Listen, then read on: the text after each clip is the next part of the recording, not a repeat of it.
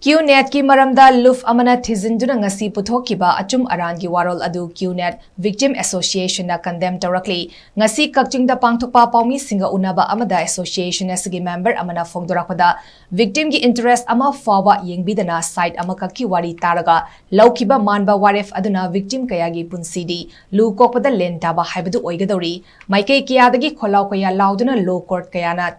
Thingzin Kraba purchase policy Leihanba Manba Maongda Sandogliba Scam Enforcement Department of Fawa Atingba Thambadagi Bangalore Labor Qnet ki warehouse 2023 dagi seize Tau Kraba Adugumba Company Oriba Consumer Affairs Corporate Affairs na amadi tongan ba state kayagi court kaya amadi police department kaya na atingba thamkraba scam asibu yamna laiba maongda refund policy amadi purchase policy lei haina haizilaga Luf asibu lana lamzing laga warashin amata hankiba yamna laibak tibani haina association lawi amadi athuba matamda Luf asina reinvestigation tawduna victim amadi culprit sing asiga wari saduna achum aran thidokpagi tanja adu pibiyu haina association gi maikadigi